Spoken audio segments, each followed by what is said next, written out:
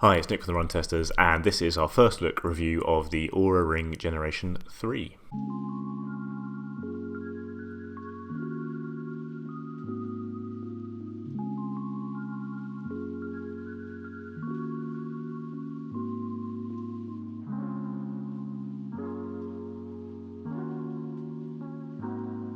The Oura Ring is a wearable primarily designed to be a sleep and recovery tracker. The ring design makes it kind of more comfortable and unobtrusive to wear, and also more accurate than many wrist-based trackers. But a snug fit is key to that, and when you order the ring, you are sent a sizing kit full of plastic rings to help ensure you get the right size for you. It takes kind of a few weeks to set your baselines with the ring, and after that you start to get really kind of accurate sleep scores based on things like your heart rate, how long it took you to go to sleep, your heart rate variability. And each morning you'll also be giving a readiness score by the ring as well, which is basically an indication of how active you should really be the next day based on things like the quality of your recovery. The ring also provides an activity score for you each day, which is based around how active you think you should be that day based on your readiness and sleep. So Oura's made some fairly significant changes to the Generation 3 of the ring, but the overall design stays largely the same. It's the same size, and if there have been kind of adjustments to the sensors that change the fit, I haven't noticed it. The ring feels the same on the finger to me as the Generation 2 does. It comes in 4 colours. You've got gold, a silver, a kind of shiny black option, and then stealth, which is kind of a matte black. That's the colour I've got for the Gen 3. I had the Gen 2 in the kind of shiny black option. So a load of new sensors have been added to the ring, and they basically enable a whole load of new features. The temperature sensor has been upgraded, and there are new LEDs. So instead of just kind of having infrared LEDs, there are now kind of red, green, and infrared LEDs. This enables 24/7 heart rate tracking and blood oxygen sensing, kind of new features on the Generation 3. First, have a quick run through of the features that are actually available now, because the ring has launched before quite a lot of these new features are actually available. Probably the biggest one that is available at launch is daytime heart rate. The Oura Ring 3 will now track your heart rate throughout kind of the day and give you the idea to get a nice graph of your daily activity. So in particular, you can spot periods of restorative time where you're kind of resting, just chilling out in the day, and this hopefully will make sure you get a more accurate representation of your recovery, if you are training quite hard. In the past, the Oura Ring really was essentially you could just wear at night and get almost the best out of it. It did kind of monitor your activity levels in the day, but it wasn't really given much weight compared to the kind of tracking it did at night. You can also get a live heart rate reading in the app by kind of opening up and tapping a little heart rate icon, and you'll take a quick measurement, and you'll get a few seconds there of your heart rate live if you want it. The improved temperature sensing is also available on the ring. There are kind of 7 temperature sensors reading your temperature minute by minute to try and give you a really accurate experience. I've actually been a bit ill while wearing the ring, and it did pick up a change in body temperature, but it's fair to say this is something that the Oura Ring already did pretty well, but yeah, it's just upgraded that experience a little bit.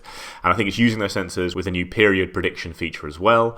The ring is able to predict your next period 30 days in advance, and it kind of gives you a notification 6 days before then. This isn't something I've been able to test, unfortunately, but it is a feature that's available on the ring at launch. Stuff that's still to come in terms of new features: you're going to get workout heart rate. We'll hopefully see that it can track your workout in all kind of activities later in the year when this new feature launches. It's also going to be able to tell you kind of your heart rate recovery after workouts. It's quite a nice feature, indication of your kind of cardiovascular health. The quicker your heart rate drops after exercise is the better, I think, is generally the idea. So like I say, that's coming later this year, and so is a lot of new content in the app. There's going to be 50 kind of videos and guided audio sessions to kind of help you make use of the stats that the Oura Ring is tracking on you, and things like guided meditation, kind of all that jazz. Next year, you're going to get improved sleep staging on the ring. Now, obviously, the Oura Ring is, in my opinion, maybe the best sleep tracker out there at the moment in terms of accuracy, but the idea is to make it even better, get it close to the accuracy of lab standard sleep tracking, so that's something to look out for next year. Also coming next year is blood oxygen saturation tracking, SpO2. This will be done at night while you sleep. Price of the ring is going to stay the same. It's $299. Obviously, what that is in the UK changes, depending on the exchange rate at the moment. It's about £224, something like that. So it is an expensive device, and that is important because also new is a subscription service that Oura is introducing for the ring. The app, which was free with all the data it provided, is now going to cost $6 a month. And if you don't have that kind of new subscription within the app, you're going to get kind of a very basic experience. You will get your readiness, sleep, and activity scores, and you'll also get some kind of basic profile information and your ring's battery level, but I don't think you'll be able to dive into all the deep stats that the Oura Ring provides. Which is obviously, a real shame. And I'm never a fan of when basically companies lock the data they collect about you behind a paywall. There is some good news around the subscription. You're going to get 6 months of kind of free of the subscription for free when you buy the ring. If you're an existing Oura user, and if you upgrade before the end of November, you'll get kind of a lifetime free membership to the subscription service. And if you're a Gen 2 user who sticks with the subscription, I don't think you have to pay the subscription service. A lot of this stuff, sounds like I'm being a bit fuzzy, but it is, all made needlessly complex. But I think that's how it breaks down broadly. If you're not paying now and you have a ring, you won't have to pay to get stats. If you already have a ring and you upgrade this month for the end of November, you should get a lifetime free subscription with the new ring. If you buy a new ring, you will get 6 months of this free subscription before you have to start paying. So, a few first impressions on the Oura Ring. If you already know about the channel, you'll know that we are really big fans of the ring. Kieran and I did a kind of a long video expressing our love for the Oura Ring. It's one of the few wearables that I've worn every day for like the last year. Ever since I started testing it, I had the Oura Ring 2 on my finger, and I've now had the 3 on. Kieran and Mike are both getting this ring as well. They haven't, they're sorting out their sizing at the moment, so we are going to do a big in-depth review down the line. And there's, at the moment, there's not a huge amount to say just because so many of the features aren't available yet.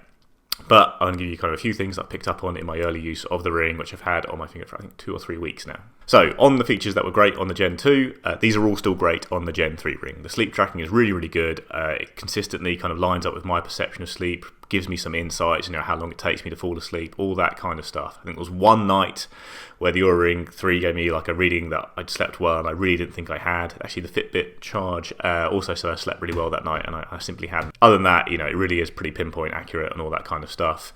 And that extends to something that the Oura Ring's always been really good at, which is kind of predicting when you're going to get ill. Like you wake up, you start to see things like your resting heart rate go up, your body temperature will change, and you'll know that, oh dear, something might be coming here, and then the real symptoms will hit like a day or two later. So for me, it's generally my kid comes home with something from nursery, the Oura Ring starts to notice things. 2 or 3 days in, my kid and I both start to show symptoms. So it's a nice little early warning system, I guess, which is obviously very important at the moment in a pandemic.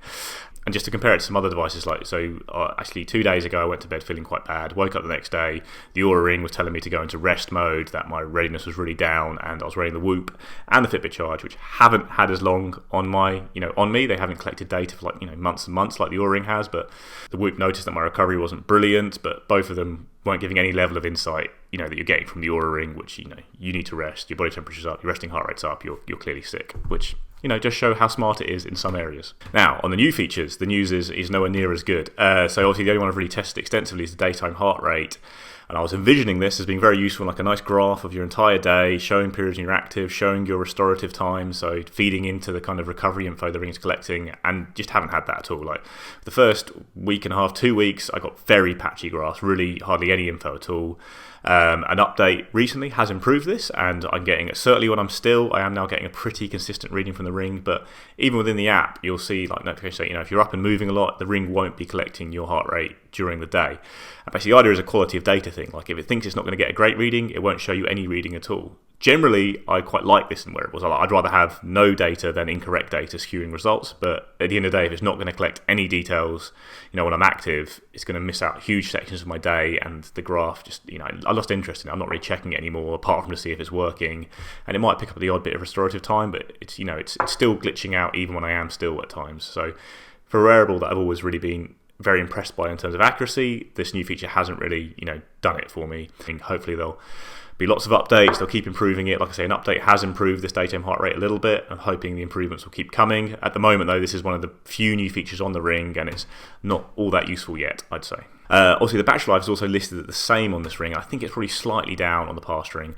I think because I've been using the Oura Ring I had before a lot, I think maybe the battery life had just shortened a little bit on that, and I was probably getting kind of 5-6 days. I'm probably getting 5-6 days out of the new one. I think I'd say like the little notes I've made on when I've recharged it has been about kind of 5 or 6 days. It obviously is short of the 7 days. I do a lot of exercise, don't know if that affects it, but yeah, the battery life's probably slightly down. There are a few more sensors here. I'm not sure many people are going to get 7 days out of it, is what I'd say. So my early verdict here is probably that the Oura Ring 3 is a little bit of disappointment at this stage for me. A lot of the new features just aren't there. The one that is there, the kind of daytime heart rate tracking, isn't all that good yet. And they've introduced a subscription fee, which is just not lovely to see anytime. No one rejoices when a subscription fee is introduced. Like I say, I don't like it when brands track brands, especially that you've paid money on. Fitbit's another one for this. You might pay £200-300 on a tracker. It will collect data about you and then lock that data away from you behind a subscription. I don't like that. As a business model, it is becoming more popular. I'm going to say I don't like it every time I come across it. It's a shame to see Oura introduce this. It's not the highest amount, per month, but it will add up in a device that, I have worn long term, will intend to wear, long term, and yeah, and it's expensive. It's $200. It's almost $300. It's 200 and something pounds, depending on the exchange rate. You don't expect to be then hit with a monthly fee afterwards. So all the good stuff on the Ring is still good. Like, all the stuff I like about the Oura is still great. So yeah, I would probably say don't upgrade yet. Because if you use up your 6 months of free subscription before new features arrive, that's a shame, obviously. But then some people are trapped in this thing where if you upgrade now, you get a lifetime subscription. Yeah, at the moment the new Ring isn't an advance on the previous Ring, so I wouldn't be saying to upgrade. It's still great at all the things it does well. You'd hope that all these things will be fixed in the future, so maybe you can back Oura to do that and upgrade now if it does mean you get a lifetime of free membership. All the stuff that Oura did brilliantly before, it still does brilliantly on the new Ring. It's a lovely thing to wear. I really like using it, but all the stuff that was promised, the new stuff, hasn't really hit the mark yet, so we'll just have to see if it does in our longer term review with Kieran and Mike down the line.